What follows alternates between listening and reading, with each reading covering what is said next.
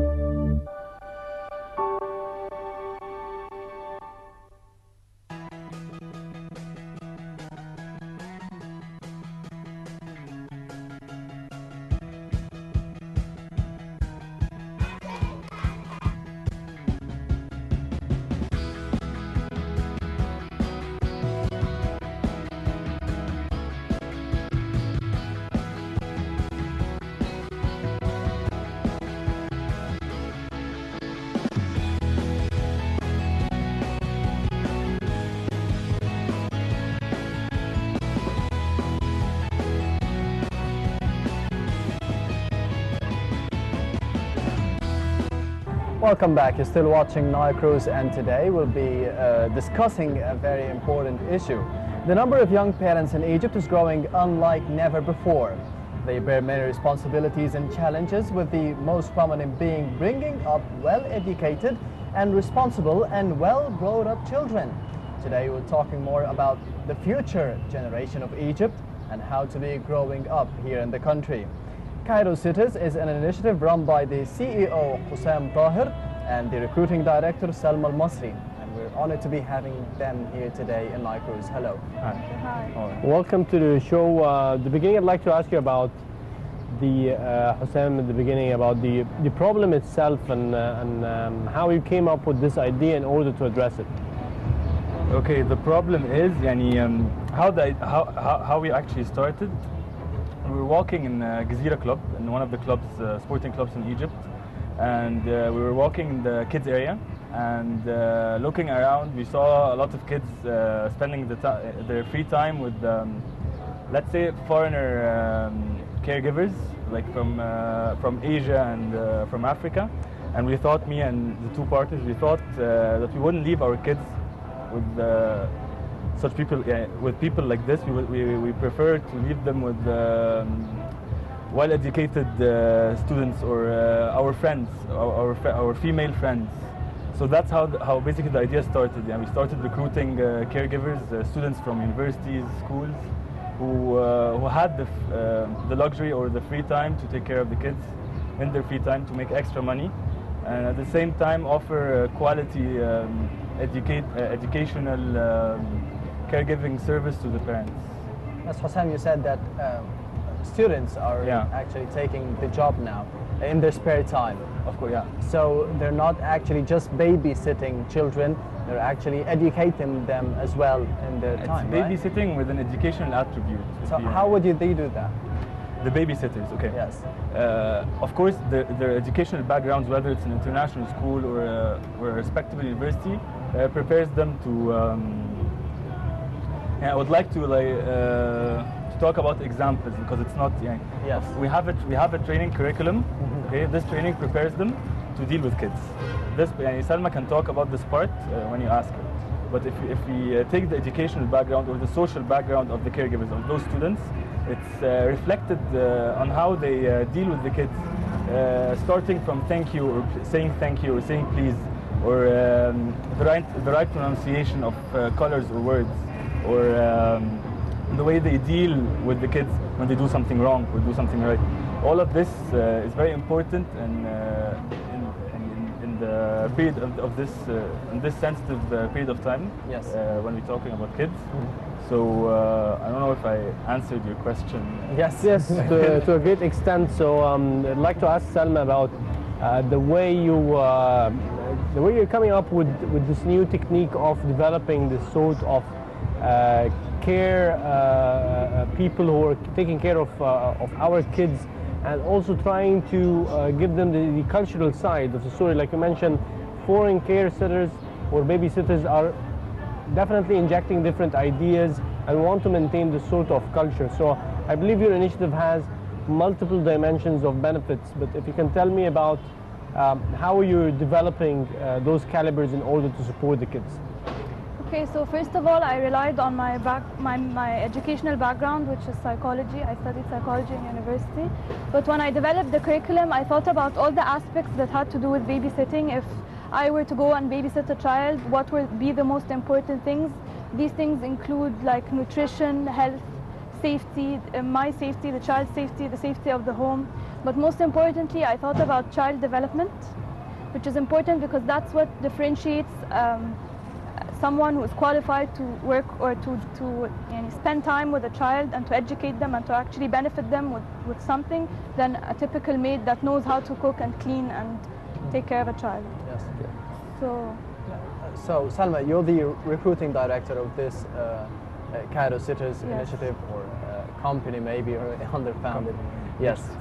So you're responsible for recruiting people, or recruiting people who would be willing to babysit children, maybe going to a training course before babysitting children, and you're actually targeting young people as well, students who would be willing to be filling their spare time while babysitting children. Is it easy or is it hard for you to find such people, such students? until now, it hasn't been a hard job finding them. Most of the caregivers who apply, they know what they're dealing with, and they know what to expect from this job, so they are usually very qualified. Of course, sometimes they don't, and they have to go through 3 phases. First of all is that it's an application, so sometimes we filter through the application. Sometimes we feel like this person cannot take care of a child just from looking at the hobbies or the age, the level of education. They might be too young to take this responsibility. And then they go through an interview. Again, the interview gives me more space to ask in more detail about the person, what they like to do, how they deal in certain situations, how they deal under stress, things like that.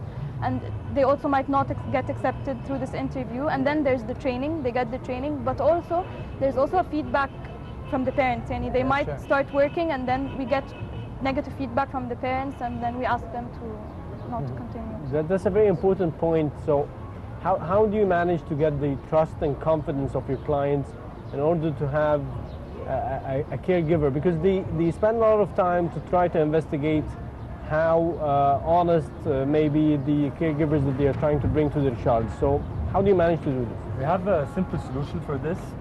We require an interview, and after we get the request from the parents and check availability with the babysitter or caregiver, we schedule an interview with the Cairo Citizens representative, the caregiver or student, and the parents to make sure that this working environment is perfect for the babysitter, for the caregiver, for the student, and at the same time to ensure the quality, whether it's behavior or language skills, or whatever the parents are looking for in the students. That's it mainly. So, and how are you handling the existing challenges, of, like you mentioned, pushing a student to be a caregiver and and then there's sort of miscommunications, or you're not really happy together, and the customer is not satisfied, and this ongoing loop of trying to match people's minds. You study psychology, so you know all about this. Of course. Okay. First of all, one of the things that we deal with or we talk about in the training is how can the babysitters deal with conflicts that might occur between them and the child, them and if there are other like working people in the home, like for example a maid, a cook, a driver, if there are other family members. So we give them advice and tips on how to deal with these conflicts. Certain steps to take, you know, at a certain extent, if it gets really bad, they have to come back to us, and we must intervene in the problem. This is from the caregiver side, but also from the parent side. Usually, if there's any problem, they contact us straight away, and we intervene. Sometimes we might require like changing the caregiver, which is not a problem. This is like a long-term period, or is like an hours period? What do you mean? So is it like a session where the babysitting happens over a session? Maybe the family is out for an outing, or is it like a couple of days? We have two ways of offering the service. We offer 4 services. When we talk about babysitting, we have 2 ways of offering it. You can actually order single hours. That's like when you have a wedding on a Friday and you need a babysitter to take care of the kids on the same day, or you can have packages. You can like buy 16 hours in advance and interview the babysitter in advance, and spend those 16 hours, of course, whenever you want, as you like. Of course, after talking with the babysitter that she's available at those times. So is it just about women, females and girls who are actually being recruited by you, Salma? The majority are girls because the parents usually feel more comfortable recruiting girls and letting them into their homes and dealing with their children. It also has to do with the caregiving side, as the caregiver is always symbolized as the female or the mother, so they're more comfortable. But we also, as Hossam said, we have other services including birthday events and also other events, which usually we recruit boys for that, to be ushers. Does that mean that men are not as good as women in dealing with children? That's not true. Do you think so? No, I don't agree. Psychology. If I may say, it's more of the Egyptian parents don't see the... It's a cultural thing. Yeah, exactly. It's a cultural thing, which we're trying to eradicate, of course, because for me as a CEO, it's going to be much easier to find, to work with, maybe someone would disagree, of course, but to work with guys because they're more flexible, especially in Egypt, and they know the value of money. They will have the guts to go to maybe a home of foreigners for them. They're strangers to them. Okay. So it's mutual from both sides. So the students will be feeling that they are also moving. They need to build confidence when it comes to. That's the interview, of course. It works both ways. But talking about foreigners, mostly foreigners are more okay with it having guys over. When we talk about tutoring, maybe math or chemistry or science, they accept guys. Sometimes we have the operational manager, Layla Mabit. Sometimes when she receives a job request, she tries telling the mother that if she has a boy, that it might be better for him if he has a guy role model, telling him how to do things right and so on. So, Salma, what are the kind of questions that you ask to someone who's applying for a job? In an interview? Yes. Usually I ask about their educational background, their age, hobbies. They tell me a lot about the person, but mostly I give them, like, after I've gone through all these things, of course I ask about previous experience. It's very important, either just work that they've done or previous experience dealing with children or working or caring for children, how long that it lasted, what were the challenges that they faced. But then after this I go more in depth. I give them like conflict situations, and I ask them how they would deal. Like if you had a disagreement and you were teaching the child something in a certain way and the parent came and disagreed with the way you were doing it, how would you deal with this situation? If the child goes and tells, for example, the parent that they don't like you anymore, how would you deal? Would you just leave, or you would try talking to the child, like things like that? So what kind of hobbies maybe, or kind of previous experiences, as you said, that if I'm going to be applying for a job at your company and I told you that I'm doing this and this and that, you would be saying, no, you're not qualified to be working with us? It's very rarely that it happens, but I mean, if someone tells me, oh, my hobbies are partying and going out and, you know, That's a things problem. that